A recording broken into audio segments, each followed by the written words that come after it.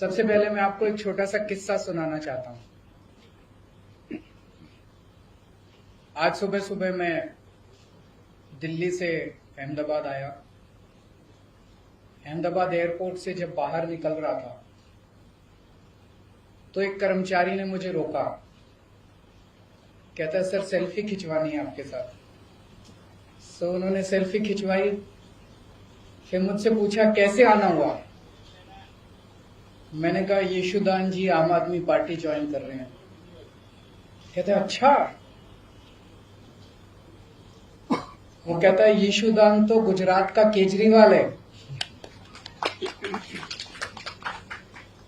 तो यशुदान जी, गुजरात की जनता आपको बहुत प्यार करती है, आपको हीरो के रूप में देखती है।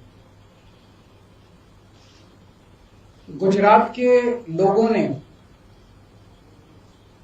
आजादी के लड़ाई में बहुत अहम भूमिका निभाई। देश के सबसे बड़े नेता गुजरात की धरती ने दिए, और केवल नेता नहीं दिए, आम लोगों ने भी आजादी की लड़ाई में बड़ी बड़ी शहादतें और कुर्बानियां दी। देश आजाद हुआ, पूरा देश रियासतों में बटा हुआ था। फिर सरदार पटेल ने बीड़ा उठाया कि देश को एक करना। रात दिन 24 घंटे मेहनत करके उन्होंने पूरे देश को इकट्ठा किया। उसके बाद क्या हुआ? पिछले 75 साल अधिकांश कांग्रेस और बीजेपी की सत्ता की कहानी है, और आज गुजरात की जो हालत है वो बीजेपी और कांग्रेस की सरकारों की कारस्तानी है। पिछले 27 साल से गुजरात में एक ही पार्टी की सरकार है, लेकिन पिछले 27 साल इन दोनों पार्टियों के गठजोड़ की कहानी है, दोनों पार्टियों की दोस्ती की कहानी है। कहते हैं, मुझे नहीं पता, आपको तो ज्यादा पता होगा, कि कांग्रेस बीजेपी की जेब में है। जब जब बीजेपी को जरूरत होती है तो माल कांग्रेस सप्लाई करती है। ऐसे कैसे चलेगा? गुजरात की कौन सुध लेगा?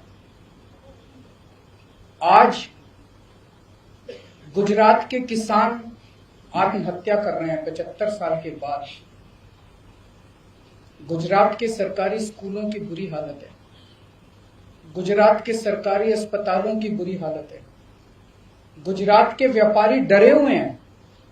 डरने की क्या जरूरत है? अब तो देश आजाद हो गया, किसी की हिम्मत नहीं है।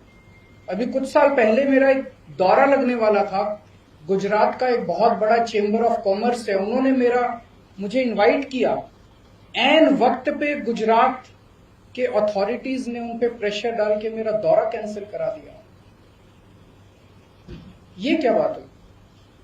गुजरात के व्यापारी डरे हुए, और पिछले 1 साल के अंदर कोरोना काल के दौरान जिस तरह से गुजरात को अनाथ छोड़ दिया गया, ऐसे लगा जैसे गुजरात के लोगों की सुध लेने वाला कोई नहीं है, गुजरात के लोगों का ख्याल रखने वाला कोई नहीं है। ऐसे हालात के अंदर यशुदान गढ़वी जी ने जो निर्णय लिया राजनीति में आने का, मैं यशुदान जी को तहे दिल से बहुत बहुत बधाई देता हूं। उनको क्या जरूरत पड़ी थी? जब किसी का कैरियर खत्म हो जाता है, जब किसी को कोई पूछने वाला नहीं होता, तब अगर कोई छोड़ छाड़ के राजनीति में आए तो समझ में आता है। लेकिन अगर कोई अपनी कैरियर की पीक पे अपने कैरियर को लात मार के राजनीति के अंदर आए तो वो गुजरात की जनता के लिए आ रहा है।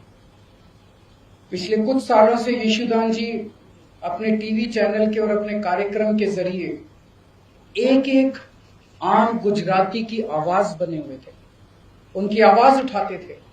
लोग उनके साथ अपने आप को रिलेट करते हैं। आज गुजरात का हर व्यक्ति यशुदान जी के साथ रिलेट करता है। लोगों को लगता है कि वो हमारी आवाज उठा रहे हैं, लेकिन सिस्टम के बाहर रह के आवाज उठा के समस्याओं का समाधान करवाने की अपनी एक सीमा है। सिस्टम के बाहर रह के हम नुक्स निकाल सकते हैं, शोर कर सकते हैं, आंदोलन कर सकते हैं, टीवी के ऊपर आवाज उठा सकते हैं, डिबेट कर सकते हैं, न्यूज में दिखा सकते हैं। लेकिन अगर सामने वाली सारी पार्टियां मिली हुई हों और उनको सुनने की जरूरत ही नहीं है, अगर सामने वाली पार्टियां कहे जो करना है कर लो, हमें तो कोई परवाह नहीं है, तुम जितनी आवाज उठानी है उठा लो, हमें तो कोई परवाह नहीं है, चुनाव का नतीजा तो पता ही है, हमें तो जीतना ही है, तो फिर क्या करेगा कोई आदमी? तो इन्होंने तय किया कि अब सिस्टम के अंदर जाके, कीचड़ के अंदर उतर के कीचड़ को साफ करना पड़ेगा। मैं समझता हूं कि ये इनका बहुत बड़ा त्याग है।